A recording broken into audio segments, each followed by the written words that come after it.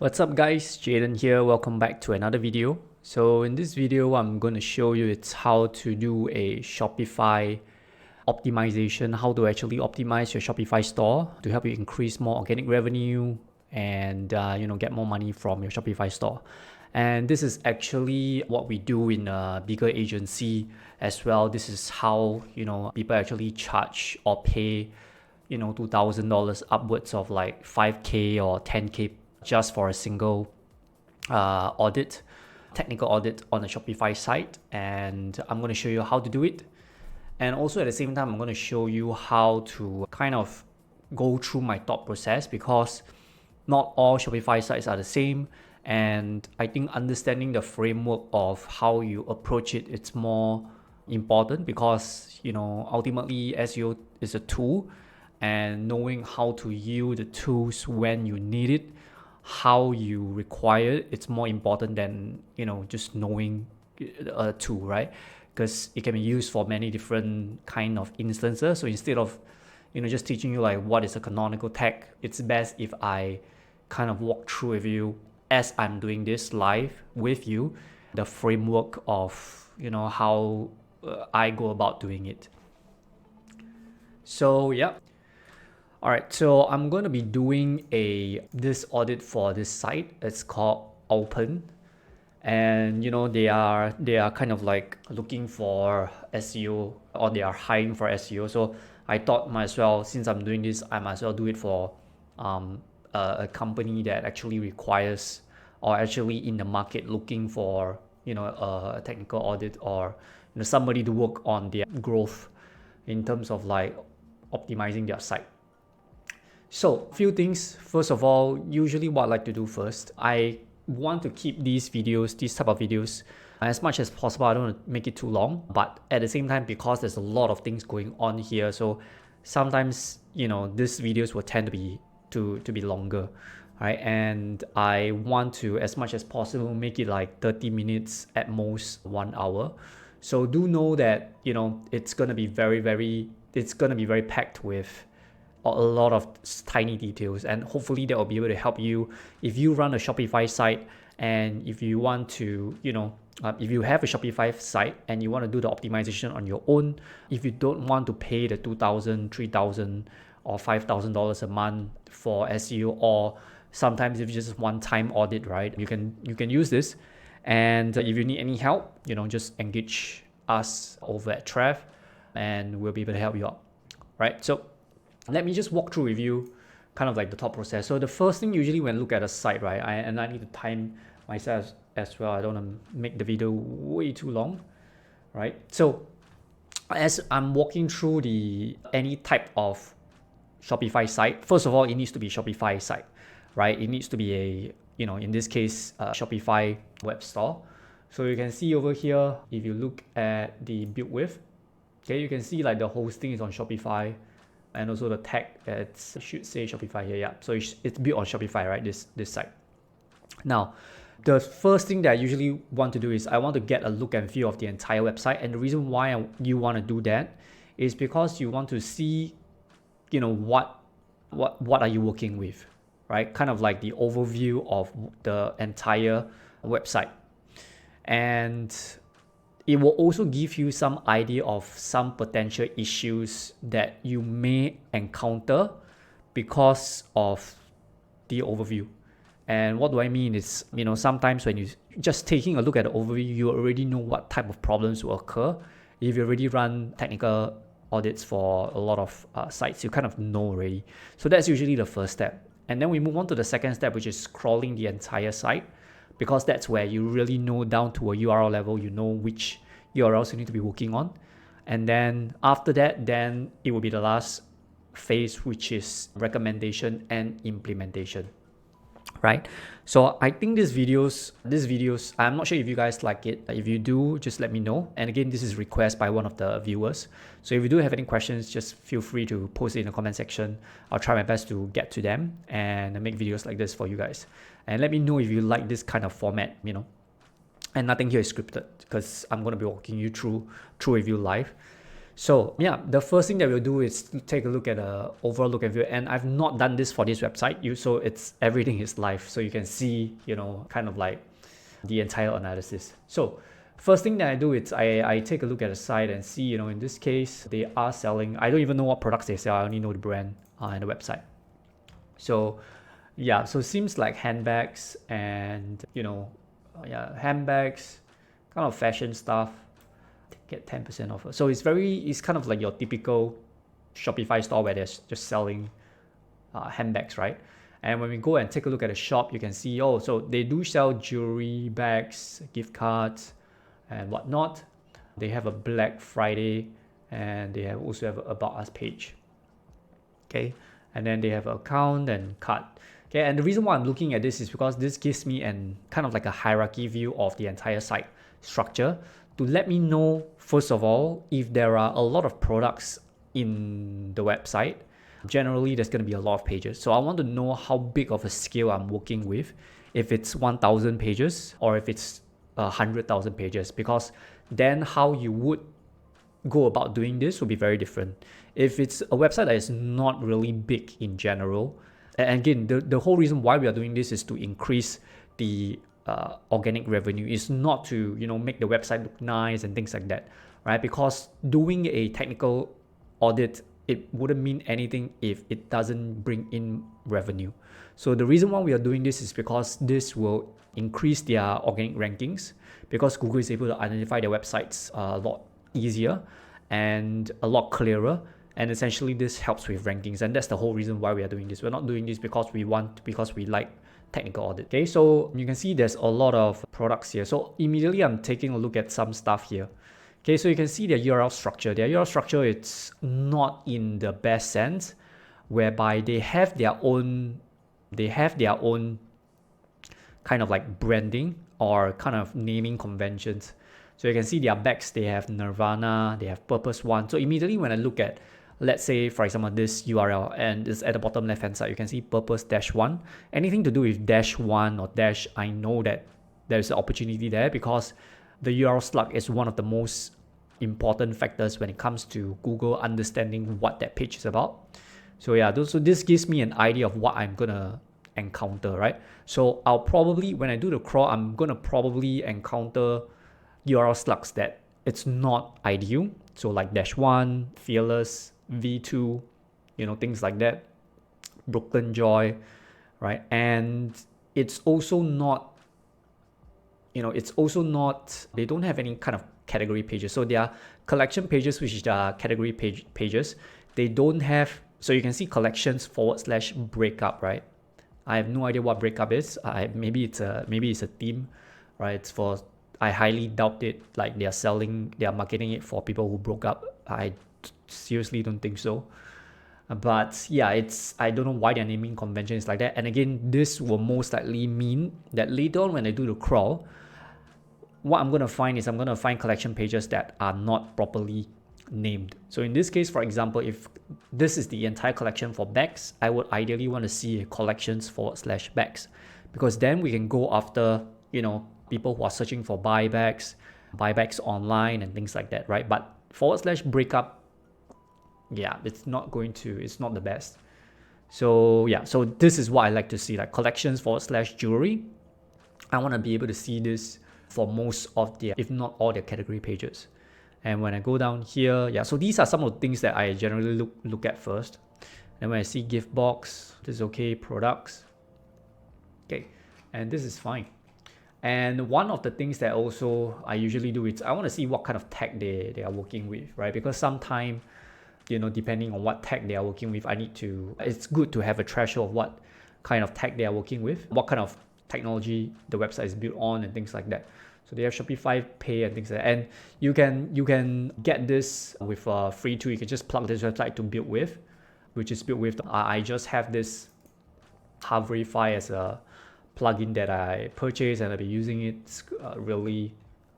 It's really beneficial. It's speed up your productivity a lot.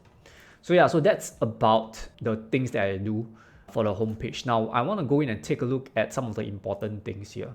Okay, so usually for e-commerce Shopify site, Collection pages and product pages are typically the ones that we should be focusing on.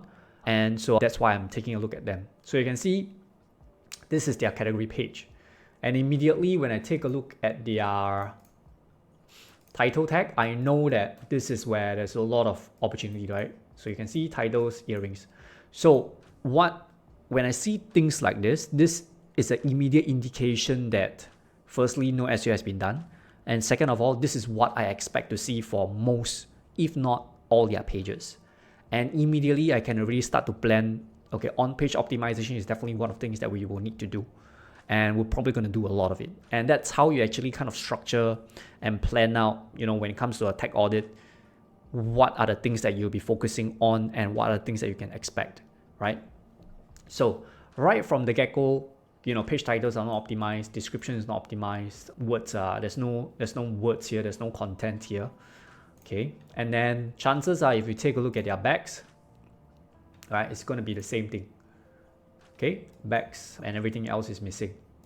Okay, and so this also gives me an indication that they only have two main products, bags and jewelry, right? So collection pages will be bags and jewelry, and then ideally if they have any kind of like, color variations like black bags, or you can clearly tell that I'm not a fashion person. So this is probably the wrong website to be looking at because I have no idea. I don't have any idea about bags, but yeah. So probably colors and things like that. So variant. So I like this structure because you can see their structure, everything it's based off on a variant basis. So I'm actually still on the same site. I'm not actually in different pages.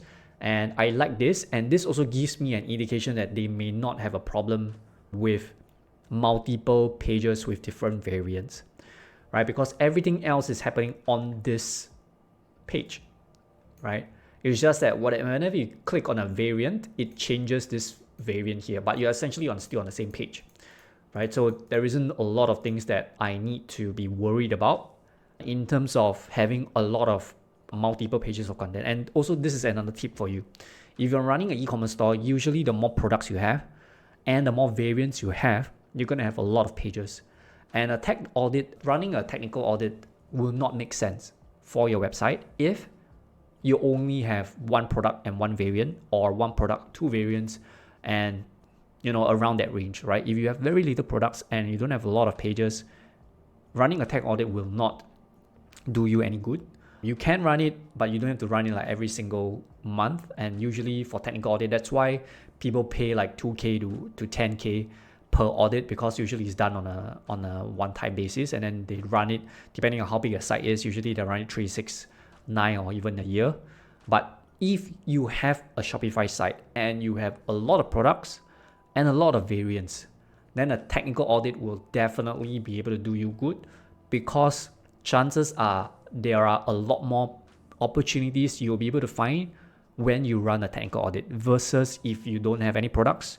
I mean, you do have products, but your products are not that many, and the number of variants you have is also not that many, right? So that's kind of like how you gauge whether should you run a technical audit. As a good measure, you always want to run one, but don't spend too much time on it if your website doesn't have a lot of products. Okay, so in this case, I don't think this still classifies as the low product basis, but because it's an e-commerce site, and from what I'm seeing now, I don't think there will be a lot of issues here when it comes to when we run a technical audit and the things that we will find. We'll still find issues for sure, but in terms of finding those issues and then solving them, you really have to ask yourself, is this issue worth solving? Or if there's other things such as like on page or creating content or building links, right? So that's also kind of like my framework of whether somebody wants to run a tech audit and if it's worth it or not. But if you want to run a tech audit with us, just let me know. I'll be happy to do it for a fee, of course, for a fee.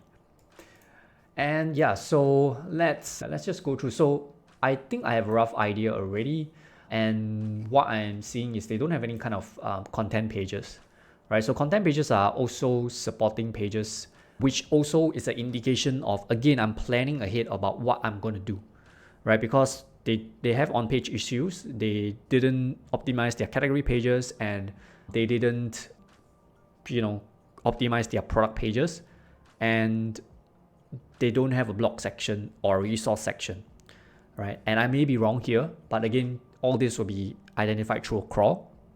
But yeah, this means to say we will be able to recommend, let's say, for example, having relevant content to support all these product pages and category pages, because you need to, if you're selling, let's say if you're selling jewelry, you need to have some kind of informational content about jewelry that supports this page, because ultimately that gives more relevance to the algorithm. And yeah, you want to have that. So in this case, they do not have it at first glance. I may be wrong here, and later on we'll jump to the audit, the crawl, and yeah, but at this first glance here, they don't have any kind of like content. So again, I'm planning ahead. I'm planning what I will find, and in the back of my mind, there's already a lot of things that we can do, right? So that's for just a look and feel.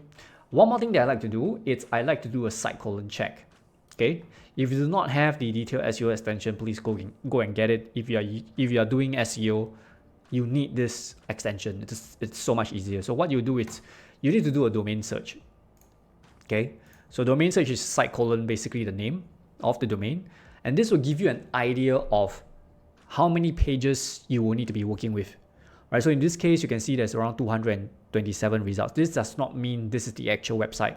The number of actual pages that's here, this is basically what Google has found and is able to find, right? Because depending on how their site is structured, depending on did they give any kind of instructions to Google to ask Google to ignore some of the pages. This is just basically what Google has found, and this does not equivalent to the number of actual pages on the website. So now it says 227. So still towards the low end. It's not like we're working with 100,000 pages or 10,000 pages, right? Because if the number of pages are a lot more, then you will have to basically kind of like, you have a big pie, and the bigger the pie, you can't eat it all at once. And what you need to do is you need to kind of like split things up, right? You're gonna divide it into 4. You're gonna eat the first piece first, second piece, third piece, fourth piece. But if a pie is very small, then you can essentially do everything straight away. Right? So in this case, pie seems very small. It's 227 results, probably around 200 plus pages. And again, we'll go in and see the crawl. And usually this happens very quickly. It's just that because I'm explaining this to you guys, that's why it's taking a little bit more time. But hopefully this will be helpful, because this is what people pay money for, right? They want to know, they want to know, kind of like how to optimize their pages or their Shopify site when they have a lot of different products, a lot of pages. What should they do first? How should they do it? And things like that. Okay. So now that's done. What I'm going to do next is what I'm going to use Screaming Frog to crawl the entire site. So if you do not have Screaming Frog, again, it's one of my recommended tools.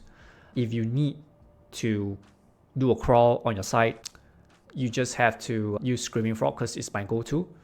And okay, I'm going to check something out here. Oh, it says my license is expired, but I thought I have already renewed it. All right. So once you have Screaming Frog open, what you want to do is just simply put in the website. Okay. And okay, so to give you like a few tips, right? If you want to find out, specifically what and how to actually crawl the website, what are some of the things that I do to make sure that you're capturing a lot of data as much as possible, right? You can go and check out the e-commerce SEO case study that I've did in one of the videos. Go check things out. I show you exactly how to set up your Screaming Frog so that you can crawl and understand on an individual URL level what you need to do. Essentially, it's you connect your Google Search Console, you connect your PageSpeed Insights, you connect, if you have Ahrefs, you connect Ahrefs, you connect Google Search Console, you connect your GA4. But in this case, I don't have the GA4, I don't have GSE, I don't have much of the stuff here.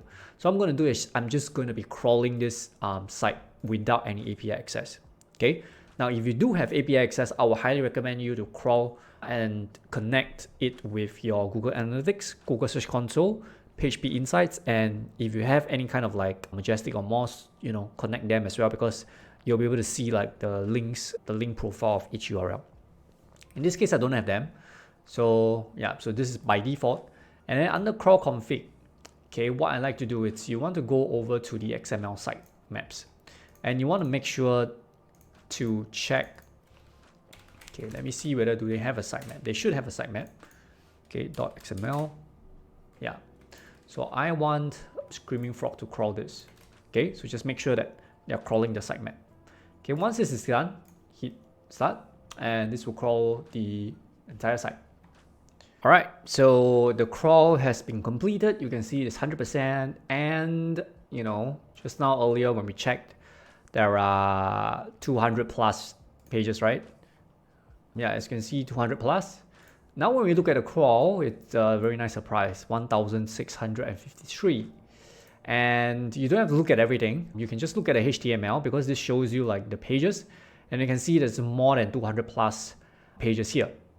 And also at the same time, I'm looking at like different, different URL slugs. I'm noticing some ENJP here, ENCL. So every time you see, okay, just imagine this, right? If you have I'm going to use back the pie analogy. So if you get it, you get it. But, early on when I talk about if you have a big pie and you're going to eat that pie, you will not swallow it at one go. You will basically divide it out and into 4 different pieces, and then you finish the first piece, second piece, third piece, and fourth piece later on, right? But if you see, every single time there is a different language, the pie actually gets bigger. Okay, now there are different layers. Okay, instead of just having one layer of pie and you've divided by 4, now when you imagine you add another layer on top. Now you have 2 layers of a 4x4 pie. It gets a little bit more complicated now. Okay, and every single time you have a different language or a different language or geolocation setup, like Japan, like SG for example, and then for every language or every geolocation, right, add another layer. So you can see here is ENJP, that's one more layer. ENCL, I'm not sure what country this is, okay, but it is definitely another country. And then these are the ones that I'm able to see now. Okay, so this means to say things get a little bit more complicated. Okay, so what you want to do is you want to basically export all the HTML. Okay, so click on export, save, and then you open up. I like to use Google Sheet. You can use Excel, up to you, but I like to use Google Sheet. So upload it, append it, and you have all your data here. What you do is you remember to save your crawl. Okay, save this crawl, and the reason why is because you want to refer back to this crawl, and you don't have to, every single time when you want to relook into whether you have done something correctly, you have to recrawl the entire site again. It's a waste of time. It's a waste of resources. Just save the crawl, and you can just open it up, and then you have this, right? So now there are a few things that usually I like to look at, and because I've been doing this for quite some time and I have different ways of doing it, but I guess I'm just going to show you how you can do it using a kind of like a structure. So if I can give you a structure, then you can take it and then implement it. But for me, I basically see what are the most common problems first, and then I work things from here, and then I eventually check off all the check boxes, and I'm not following like the first one, second one, third one, fourth one, fifth one. And the reason why is because sometimes I see something that's more important, I look at that first, and then I go back to that, the first checkbox, if you will, and then move on to the second one, and then I find another thing, and then it brings me to checkbox number 5, and then I take a look. So it's my way of structuring is all over the place. But I hope I'm able to give you some structure, because it could get confusing, and I'll try my best to explain as much as possible. Okay, so first thing I like to do, make a filter. Okay, because this allows you to see data or sort data out clearly. And one thing I like to do is I like to take a look at the URLs first, because this also, they do have a blog section. So you see over here, and this is the reason why, this all these type of tech audits is very important. They have a blog section here, right? But they do not have it on their site. Okay, maybe I'm missing it out someplace. Maybe I'm just not looking at the right places, but yeah, they don't have it anywhere on their main page. Okay, so this means to say, Google will not be able to reach their blog section because it's probably very far away. Okay, and one more thing I like to do is I like to freeze the first row. So when I'm going down, I still know what is the headers. Okay, so they have a blog section, but it's not on their. They have a blog section, but it's not on their site at all. Like, is it under the About Us section? Yep, they are nowhere near. So they do need to have. So if you have a blog that you're already creating results for, creating content, you want to include in somewhere in your header or in your footer, right? You want Google to easily access them. You also want your readers to easily access them. Okay, and the type of blogs that they are creating, it's more of a brand approach, not so much of a keyword approach. This means to say, again, the opportunity earlier on that I mentioned, it still stands because they can create a lot of jewelry-based content that is related around jewelry or around bags. It seems like this is all kind of like their own news, which is not really going to generate a lot of organic traffic unless they promote it on their, if they have a podcast and they push that page out and then get people to go to that page. If not, organically, it's probably not going to get a lot of traffic. And if I do have Google Analytics set up and connected here, it will show that these blog posts probably don't get that much of a traffic organically. So now let's take a look. So collections. So they have their shop all collections, and then they have this is I believe this is a tracking link, but this is canonicalized. This is fine. Okay, all products. Okay, so let me explain what I'm doing. I'm looking at the addresses, and again, I'm trying to understand the URL structure, right? Because this gives me kind of like how, I don't know whether if there's a term for it, but you basically identify one, and this pattern will essentially be the same with what you'll find later on. So I'm not sure how do you explain it better. If you do know, let me know. Okay, but yeah, this is kind of like what I'm doing now. So this is just one odd one out. So I'm not seeing a lot of these. So this means to say it's probably okay. And if you see one tiny error, it may not be big, right? Because you need to look at things at scale. So if you have one page that has, let's say for example, you have one tracking link, right? And ideally you don't want to have like tracking links, because it means to say somewhere on the website, it's the link that you have on your page is linking to this tracking link, and that's why it's showing up here somehow, right? And later on, I can just show you an example. If this doesn't show up, it's going to be quite embarrassing. Okay, so you can see this, and the reason why you want to have screaming frog open up is the whole reason why is because of this. So if you open this page up, right, and you see, if I were to go and do a outgoing link here, okay, I don't want to do this. Let me do an inspect, and then you search for this link. So you can see this link is here, right? So you can see the bottom left hand side, and again, you don't have to do this, right? I'm just trying to make a point here, but you see this is the link that is appearing here. So ideally you don't want to have this type of tracking link as much as possible. You can, but if the event is over, it's done and it's not required anymore, then you don't want to have that, right? But back to my earlier point, if you find only one tracking link, right, or only one error like this, and it's not like across a majority of the pages, this is still classified as like low priority because it's only happening on one. And again, this is also a framework for you to think about when you see something that is, this shouldn't be done this way, or something that it's not correct, right? Not set up correctly. If it's on one page, it's probably okay, right? You still can fix it, but it's probably not the priority. However, if that page is a very important page, like it's one of your most important category page, then you want to fix it, right? So you want to look at things and think, because when it comes to running, especially if let's say the website is huge, you're going to have a lot of things to do, and you want to be able to do the most important things first. So yeah, this is kind of like how, at least how I go about it. Let me know if you run, kind of like your own Screaming Frog technical crawl and things like that. Let me know how would you do about it, because there's no right or wrong way to do this.